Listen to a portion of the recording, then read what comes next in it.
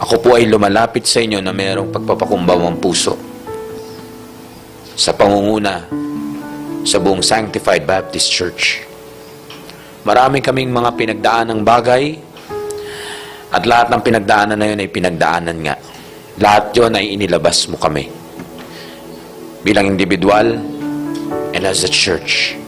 Ngayong taon ay sinikap naming maabot ang unang hakbang sa pananampalataya sa excellent version na gusto naming maabot. At ang aming sigaw ay dapat excellent, dapat best, at dapat all. At kagaya ng mensahe ngayong gabi, gusto naming ibigay sa iyo ang aming alpha. Walang iba kundi ang aming mga sarili. Sa iyo na ang aming buhay, sa iyo na ang aming mga pangarap, maging ang aming mga takot ay sa iyo na rin. Itataya na namin lahat sa amin, maging ang aming buhay. Kasi naniniwala kami, to die is gain. Wala nang atrasan to, Panginoon. Ang pagtitiwala namin sa iyo ay nilalagay namin sa altar na ito at wala kaming planong bawiin yon. I-set up mo nga ang utak namin at puso namin na magkaroon kami ng mentalidad ng isang panalo kay Kristo dahil panalo na kami dahil sa pag-ibig mo. So in behalf of our pastor and the members of Vine Bible Baptist Mission, we like to congratulate Pastor Ryan Cruz and all the members of Sanctified Baptist Church on your 2nd anniversary. So sinulat ko po ito habang nasa bus kanina. Kasi alam ko, madedehado tayo eh.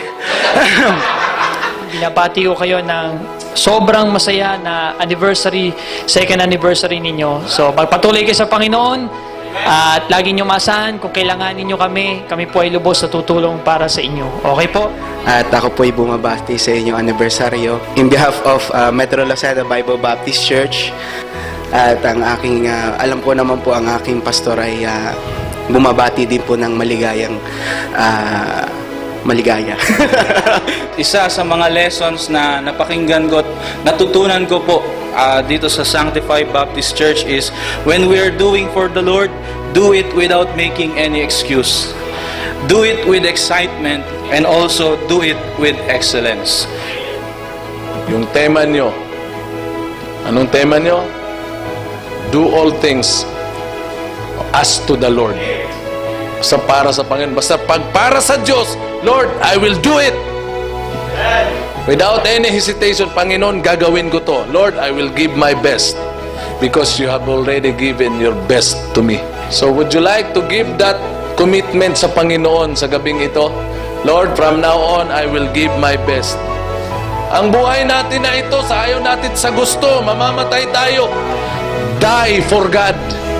Mas maganda na yung mamatay tayo na naglilingkod sa Diyos. Do not stop serving God. Muli, lahat ng lumapit sa altar na to, na nagsuko ng kanilang buhay, hindi ko alam kung saan mang parte, na kung saan mo sila gagamitin.